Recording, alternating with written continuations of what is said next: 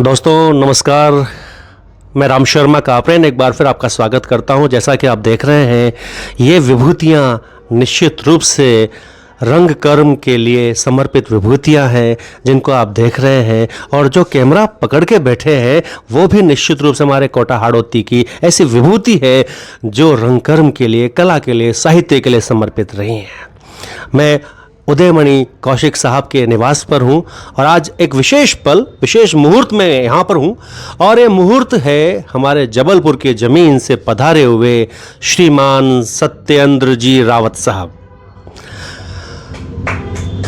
रावत साहब, पहले तो मैं इस कोटा का एक छोटा सा नागरिक होने के नाते आप सबका और सपरिवार उदयमणि भाई साहब के साथ में स्वागत करता हूँ, इस्तकबाल करता हूँ। धन्यवाद, आपका बहुत बहुत धन्यवाद। सबसे पहले चूंकि परिचय के मोहताज आप रहे नहीं कभी भी, लेकिन फिर भी चंद शब्दों में मैं आप का परिचय दूं। आप रंगकर्मी है, साहित्यकार है, कलमकार है और कला के लिए अपने जीवन को सर्वस्व न्यौछावर करने के लिए समर्पित व्यक्तित्व हैं। सबसे पहला सवाल मेरा आपसे है, आदरणीय रावत साहब, कला एक व्यक्ति के लिए कितनी महत्वपूर्ण है?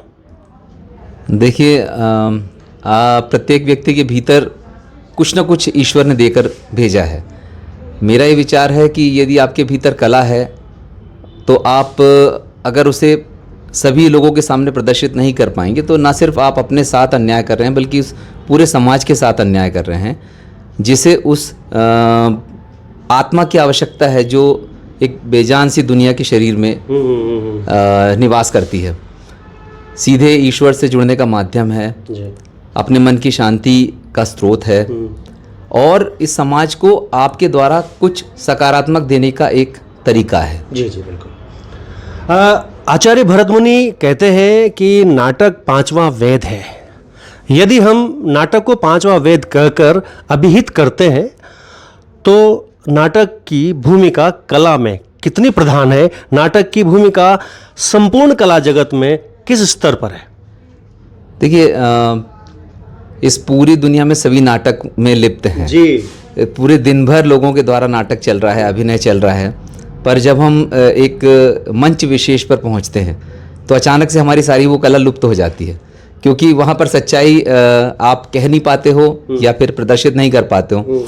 तो आंगिक, वाचिक और चेहरे के हाव भाव से आप दुनिया को ही दुनिया की छवि दिखाने लगते हैं, और वहाँ आप कितना अभिनय नहीं कर रहे हैं वही आपका सच्चा अभिनय होता है। जी जी जी बिल्कुल, है ना। और किसी एक कथा विशेष को, किसी एक कहानी विशेष को जब आप कुछ लोगों के साथ मिलकर वहाँ पर मंचन कर देते हैं या फिर चित्रण करने की कोशिश करते हैं, तब दरअसल आप समाज का एक चेहरा दिखा रहे होते हैं। मेरे ख्याल से जी जी। मुझे जितनी समझ है मैं उस हिसाब से बात कर, समाज का वो चेहरा दिखाने की कोशिश कर रहे हैं जो शायद वो देखकर भी नहीं देखता।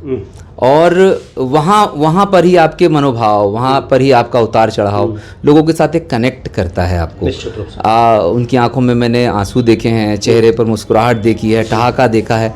नाटक में बस यही चीज़, और खूब सारी जब तालियां आती हैं तो वो एक अनमोल लम्हा होता है हमारे लिए। और उससे बड़ी बात मैं एक कहना चाहूँगा कि जो एक जर्नी है, जो एक यात्रा है रिहर्सल के दौरान 2 महीने, 3 महीने, 4 महीने, कभी कभी 6 महीने लग जाते हैं, मंचन नहीं हो पाता, वो उस 2 घंटे के बाद ऐसा लगता है हम बेरोजगार हो गए। वो जो 6 महीने की जो जर्नी है, वो 6 महीने की जो यात्रा है, वही नाटक का असली रस है, मुझे लगता है। सही बात है। लेकिन एक पीड़ा आपकी बात करते हुए मेरे मन में उत्पन्न सी हो रही है। क्या भारत में समाज का आईना या रंगमंच कहीं धुंधला तो नहीं हो रहा? आप क्या कहेंगे? हाँ, मतलब अफसोसजनक है, लेकिन कहीं ना कहीं सच है, क्योंकि फिल्में हैं, OTT है और लोगों को बहुत पका पकाया फास्ट फूड खाने की आदत है। जी जी जी। तो एक इस लंबी यात्रा जिसका मैंने जिक्र किया, उससे लोग गुजरना कम चाहते हैं, उस पीड़ा को कम झेलना चाहते हैं जो नाटक के दौरान होती है जी। और आज भी नाटक के साथ रोटी का सवाल जुड़ा हुआ है, आप माने चाहे ना माने। ये बात और है कि NSD से निकले हुए भी बहुत सारे कलाकार काफ़ी समय तक धूल फांकने के बाद उन्हें एक मुकाम मिला। और आप हम 9 लोगों की बात करते हैं। एक मैं इंटरव्यू देख रहा था, किसी NSD के बहुत बड़े कलाकार हैं, मैं नाम नहीं लूँगा, उन्होंने कहा कि हम 1% को तो देख पाते हैं जो लोग सफल हो गए, लेकिन 99% लोगों को जो कहीं पीछे छूट गए, एनएसडी करने के बाद भी, थिएटर करने के बाद भी हम उनके बारे में बात भी नहीं कर पाते, विमर्श भी नहीं होता है, तो वहाँ उसको देखकर लोगों का मनोबल कहीं हद तक टूटता है। निश्चित रूप से असफलता का रेशियो अनुपात बहुत बड़ा है। समस्या का समाधान क्या है? आप जैसे वरिष्ठ रंगकर्मी आखिरकार आशा की किस झलकी को लेकर बैठे हुए? क्या आशा है, क्या विश्वास है, क्या कोई वापस सुनहला दिवस आएगा? बिल्कुल आ सकता है, ये भी मेरा अपना विचार है।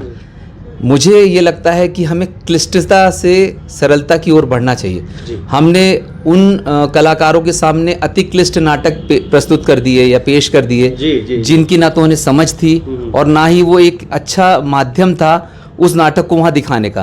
तो हमें पब्लिक का टेस्ट, हालांकि एक किसी भी ऑडिटोरियम में एक जैसी पब्लिक नहीं होती, वहाँ पर आप एक फ़िल्टर लगाकर अच्छा श्रोता, अच्छा दर्शक, थोड़ा मध्यम दर्शक और कमतर दर्जे का दर्शक भी जोड़ सकते हैं, लेकिन फिर भी सरलीकृत करना एक मुझे लगता है कि बहुत ज़रूरी हो गया है नाटक। और एडॉप्टेशन, जैसे अभी आप लोगों ने बहुत अच्छी बात की, मैंने सुना कि आप उसे यहाँ की भाषा के अनुकूल, राजस्थानी किसी एक नाटक विशेष को आप एक लोकल लैंग्वेज में कन्वर्ट करके, अडॉप्टेशन करके आप प्रस्तुत कर रहे हो। ये एक बहुत अच्छा जरिया हो सकता है लोगों को वापस जोड़ने का। निश्चित रूप से, बिल्कुल।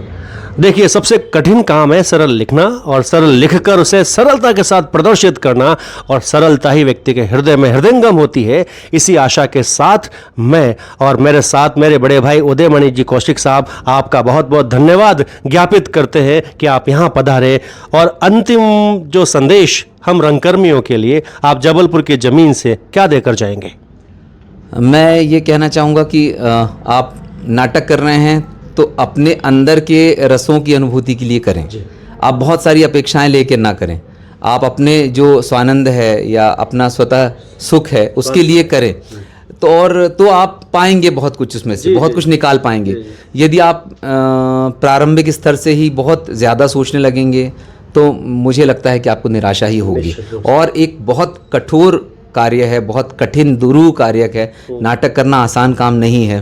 परिवार का समय देना पड़ता है, दोस्तों से ताने सुनने पड़ते हैं, पत्नी से ताने, बच्चों का समय खर्च करना होता है। और इस पूरी प्रक्रिया में आप भी कहीं ना कहीं अपने आप से पीछे छूटते हैं। हालांकि आपको जब पूरा प्रोडक्शन हो जाता है उसके बाद एक संतुष्टि मिलती है, लेकिन उस बीच में जो कुछ छूटता है वो कहीं ना कहीं आप छोड़ ही रहे होते हैं। इसलिए यदि आप वो छोड़ने की शर्त पर आ रहे हैं तो आपका स्वागत है। बिल्कुल, कबीर ने कहा है ना, जो अपना घर जलाने के लिए आना चाहे मेरे साथ आ जाए। निश्चित रूप से कबीर की इसी परिपाटी पर चलने का नाम है रंगमंच। आपका बहुत बहुत धन्यवाद, शुक्रिया।